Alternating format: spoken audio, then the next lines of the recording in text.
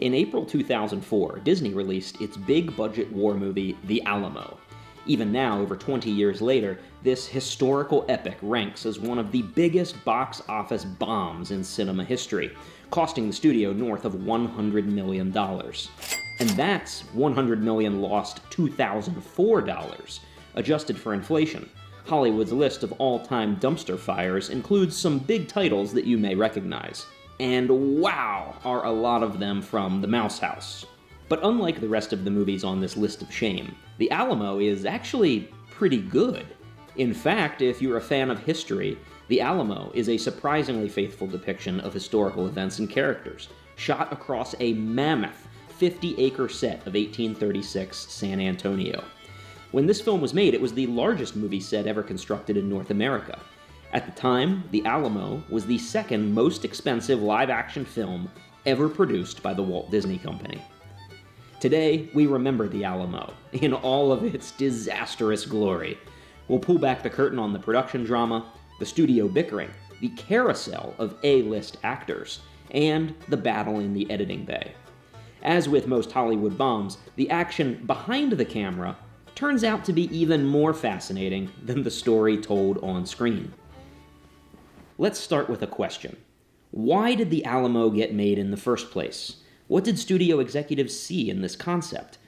To answer those questions, we need to take a trip down memory lane to Hollywood, circa 1998, 5 years before The Alamo hit theaters. And the Oscar for sound effects editing goes to Gary Rystrom and Richard Hines for Saving Private Ryan.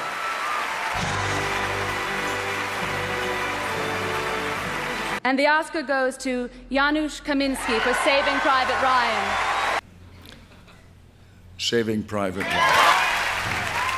Saving Private Ryan didn't just clean up Academy Awards, it raked in close to $500 million, against a production budget of just $65 million. Adjusting for today's dollars and adding in the lucrative DVD and post-box office royalties, Saving Private Ryan flirted with a $1 billion take. The 5 Academy Awards? Those didn't hurt either. Studio executives across town were tripping over themselves to develop the next award-winning war movie. Projects were being greenlit all over town, leading to a wide range of historical action flicks, with big-name directors and stars attached. Spielberg's Saving Private Ryan proved, beyond a doubt, that war stories could bring home box office gold. And, not coincidentally, also in 1998, Touchstone Pictures, a Disney production studio, bought the original screenplay to The Alamo, from screenwriter Leslie Bohm. His only notable writing credit before 1998 was the critically panned volcano action flick Dante's Peak. This is what Hollywood types call foreshadowing. Over the next 2 years, Touchstone went big game hunting for an A-list director, eventually landing Academy Award winner Ron Howard. Howard had recently helmed Apollo 13 with Tom Hanks, and was now fresh off a Best Director Oscar for A Beautiful Mind with Russell Crowe. Howard's production company, Imagine Entertainment, gave the original script for The Alamo to a new writer in January 2001, and then a third writer in October. And then, because this is how Hollywood works, a fourth writer was hired to rework the script yet again. By now it was the summer of 2002, almost 4 years since the original script was penned, and Howard's team was battling Disney executives over budget and creative direction.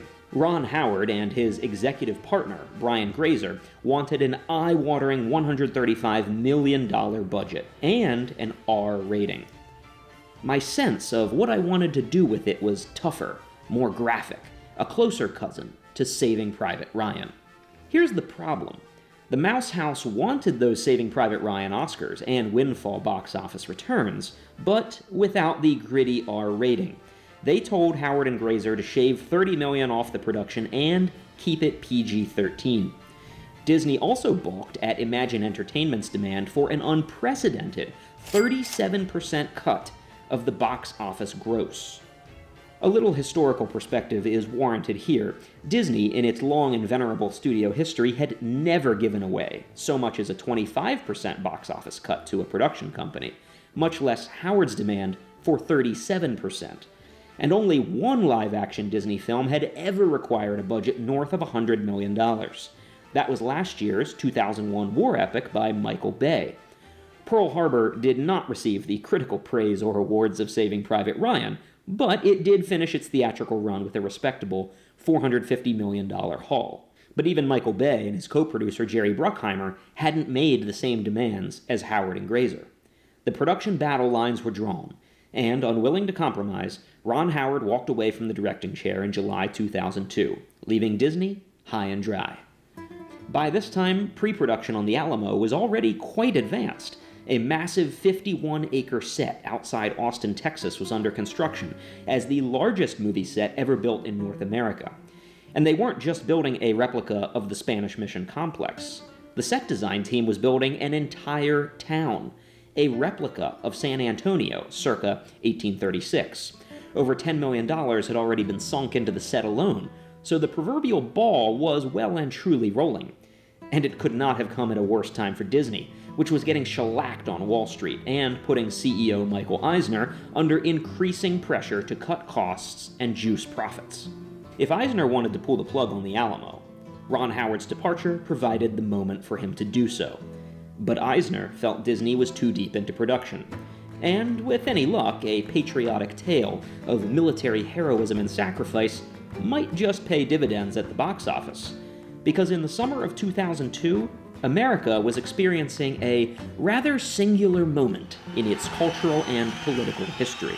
'Cause we'll put a boot in your ass, it's the American way. Hey, Uncle Sam, put your name at the top of his list. With the September 11th attacks fresh on every American mind, the entire country seemed gripped with red-blooded military fever. America was at war, kicking ass and taking names. And in May 2002, Disney CEO Michael Eisner expressed confidence that the Alamo would capture the post-September 11th surge in patriotism. Now, all Disney needed was a new director and cheaper talent to knock the production budget down to size. They went into their bullpen to call up a rising talent. John Lee Hancock was a native Texan and a young up-and-comer in Hollywood. He had just directed The Rookie for Disney, which proved to be a welcome curveball at the box office, turning a $22 million budget into over $80 million in ticket sales. Critics and audiences liked the warm-hearted tale, which was headlined by Dennis Quaid as an aging baseball pitcher. But director John Lee Hancock was now being called up to the big leagues. The Alamo was a historically big-budget epic, and Disney needed a home run. Hancock got to work immediately, and within 6 months, he started principal filming in Texas. "I was frightened," Hancock later confessed. "I'd never done anything like this before. Some days we had 12 cameras going at once." By the time all those cameras started rolling on the sprawling 51-acre set for the Alamo, the director wasn't the only new face in town. The cast had undergone some cost-cutting as well.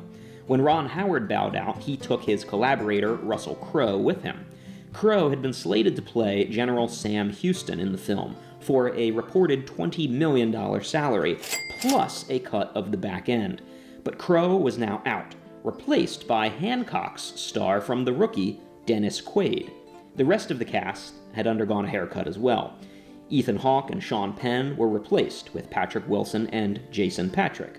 The only original actor to remain with the production was Billy Bob Thornton as Davy Crockett, the role once inhabited by John Wayne in the 1960 classic. The cast and crew spent several months in early 2003 filming the script, and by all accounts, director John Lee Hancock absolutely poured himself into the task. Unlike so many Hollywood directors, Hancock eagerly sought and took the advice of historians, inviting them on set throughout the filming. Every detail was scrutinized: the uniforms, the weaponry, the set design. We strive for accuracy and authenticity. You know, it's important when you do a period film that you lend yourself to the historical significance of what you're doing. There is tremendous heart and soul that went into this, and not only from our Los Angeles crew, but certainly from our Texas crew here, who really felt that they were doing something that sort of touched them in ways that no one had really expected here. Our sculptors and our plasterers would go to San Antonio every weekend on their days off and photograph and sketch the little details that they were about to execute the next week. and I walked on this set, I got a chill up my backbone like I can't describe. And action! You come onto the set and you go, this is an amazing little city we have here. Largest set ever built in North America. It's 50-something acres, and not only did they build the Alamo, but they built the entire town of San Antonio as it was back in 1836. And it's breathtaking. Oh, those really are my quarters where we shoot. It's all very real and very grand in one sense and very intimate in another. And when you can walk out and the real Alamo is built to scale and Behar is built to scale, and you have practical sets like this with the detail of a studio set, but you can walk right outside into a real life courtyard, I think there's an intangible sort of magic that comes with that.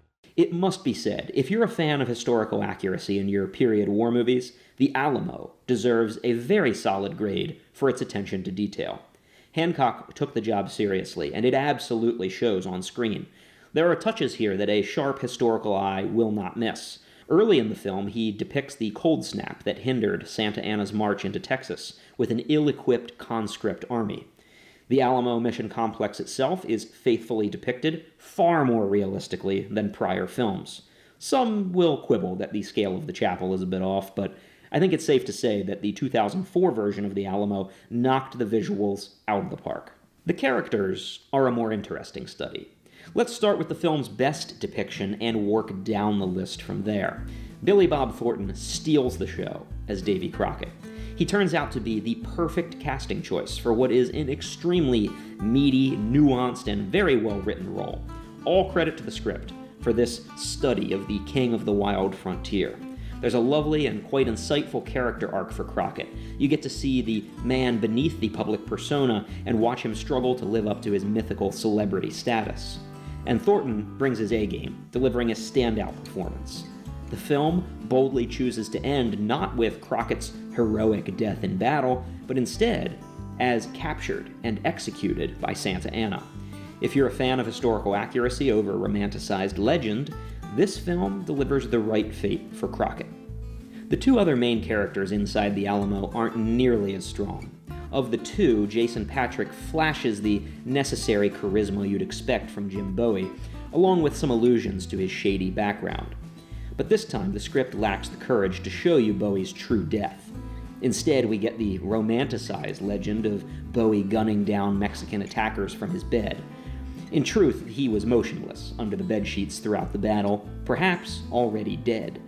The depiction of William Barrett Travis is the weakest link, and not just because of Patrick Wilson's hammy acting. As with Bowie, subtle hints are dropped in the film that Travis has some personal baggage, like abandoning his pregnant wife and leaving for Texas. He's vain and self-centered, but for the most part, the script can't help but promote Travis in a heroic light, as a young leader coming into his own. For those who know the history, this is an undeserved arc. The film would have been wise not to fall into the Travis hero worship trap. But this much must be said. The characters, as presented, are interesting men with flaws and with virtues. The script at least tries to give you a balanced perspective, and when it comes to the final nighttime assault to storm the Alamo, the battle scene is excellent. Unlike the John Wayne movie, where the final attack is shown in broad daylight and with countless historical inaccuracies, the 2004 Alamo gives you the closest possible take on what the real assault might have looked like in March 1836. For a history buff, the final assault is worth the price of admission. Unfortunately, audiences at the time seemed not to agree. When the movie debuted on April 9, 2004, Disney was already bracing for possible disaster. Critics savaged the film with scathing reviews.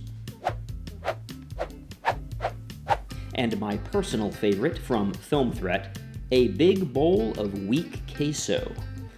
Audiences shrugged, giving the film a lukewarm rating.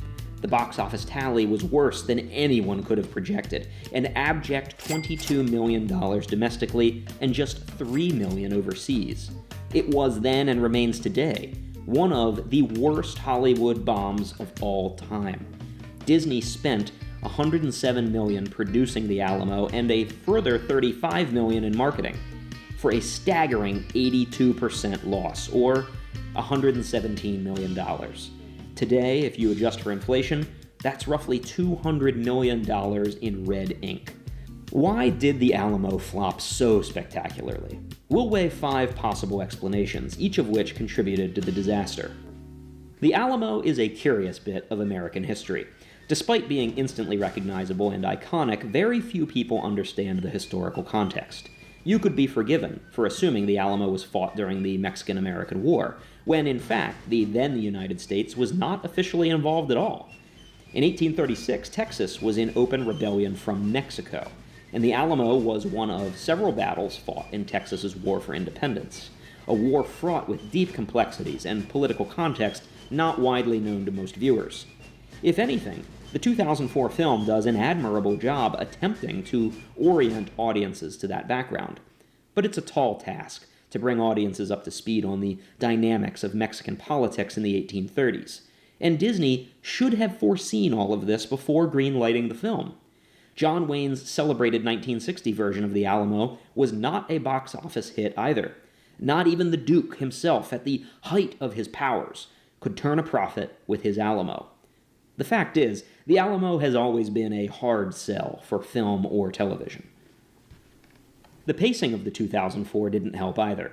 Most of the movie takes place during the 13-day siege of the Alamo, leaving the audience trapped inside the fort with the defenders. This is time for quiet moments of character study, but left audiences looking for more action and less idle time during the siege, idle time that we all know ends with the garrison being massacred. The most common thread among professional critics reviewing the film was the pacing. Roger Moore of the Orlando Sentinel summed up the consensus well. They may have gotten the history more or less right, but this is an Alamo that could have used a little more Hollywood. The issues with pacing were well known to the director and the studio ahead of time. John Lee Hancock's original cut of the film was well over 3 hours long. He shot over 1 million feet of film, allowing the story to balloon beyond the script. And when Hancock presented Disney executives his 3-hour version, they promptly rejected it, mandating that he limit the movie to a 2-hour runtime. These cuts gutted the script and led to some difficult narrative choices. It also led to an embarrassing 4-month theatrical delay. The Alamo was originally announced for a prestigious Christmas 2003 premiere, right in the heart of awards season, but the editing battle forced the film back until the spring of 2004. That December, one of the Alamo's producers admitted the film's struggle in the editing bay. There's no one lead. We've got to keep 6 characters alive, which is proving really difficult. We may have attempted too much. In the end, John Lee Hancock got Disney to agree to 2 hours and 15 minutes, but as a viewer, you can't help but feel the editing left out some critical story beats. We've never seen a true director's cut of The Alamo, but it's an open secret that entire characters were eliminated. One who survived, albeit in a much reduced role, was Dennis Quaid's Sam Houston. Quaid's performance met with mixed reviews, but we know the role was originally intended to be much more significant. Back when Ron Howard was still directing, The Alamo was billed as a starring vehicle for Russell Crowe as Sam Houston, the lead actor of the film. Mel Gibson and Brad Pitt had been considered before Crowe. That alone speaks volumes, confirming that the original script for The Alamo was intended to focus heavily on Houston and events happening outside the walls of the fort. The film we actually got in theaters, after aggressive editing, instead centered on the events inside the walls. Narratively, this truly was a missed opportunity. Aside from Crockett, the 2 most interesting historical characters in this story are the 2 opposing commanders, Sam Houston and Santa Anna. These are the leaders with direct agency, able to influence the outcome of the battle, and both men made some very curious strategic decisions in the historical campaign. The 2004 movie hints at those difficult choices and sort of dances around them, without ever really committing to tell the story from Houston or Santa Anna's perspectives. Narratively and dramatically, this could have been a far more powerful and engaging film if the leading roles went to the historical leaders, instead of the men, powerlessly trapped inside a doomed fort. Which is not to say that the story of Crockett, Bowie, and Travis isn't worth telling. In fact, the 2004 film tells their stories quite well, and with excellent historical fidelity. But the box office drama to keep audiences captivated would have belonged to Sam Houston and Santa Anna, towering and complicated men in their own rights. Finally, Disney's $100 million war epic fell victim to some particularly unlucky timing. The red-blooded war fever that briefly bound Americans together in 2002 had long since faded by 2004. This was an election year, and by the time the Alamo hit theaters, the political and cultural landscape in the U.S. had already shifted back into its typical calcified state. Left-leaning movie critics, eager to see a Texan president ushered out of the White House, found plenty of reasons to dislike a chest-pounding Texan war epic. This dog of a movie confirms that in 1836 Texas was stolen from Mexico by a bunch of opportunistic bastards whose descendants went on to use similarly underhanded methods to steal the White House in 2000. That is a real review by a supposed movie critic certified by Rotten Tomatoes. But election year punditry managed to seep into other reviews as well. And on the international scene outside the US box office, the politics of the historical Alamo didn't exactly play with foreign markets. This is not a historical event with the kind of popular global interest as D-Day, for instance. Do you really think Mexican audiences were keen to watch an American retelling of the Alamo? Hardly. But even Disney had to be stunned by an anemic $3 million international box office take. Over 20 years after its disastrous theatrical release, The Alamo remains one of the biggest bombs in Hollywood. And while there are plenty of reasons why, it's a film that does not deserve its place on that list. Is it on the same level as the movie it aspired to be? No. Far from it.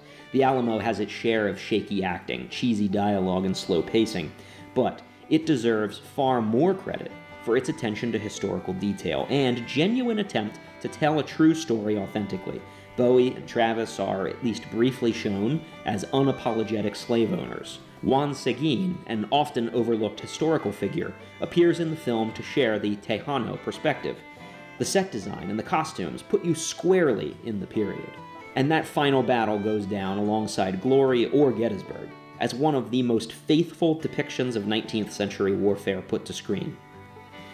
Genres go in and out of fashion in Hollywood, that's just the business. But all too often, when war movies are made, studios find it convenient to play fast and loose with history. Sometimes very loose. Seriously, what is this armor even supposed to be? I love Braveheart, but this is pathetic. John Lee Hancock's Alamo treats its subject matter with far more serious intent. The kind of intent that deserves another watch, 23 years later.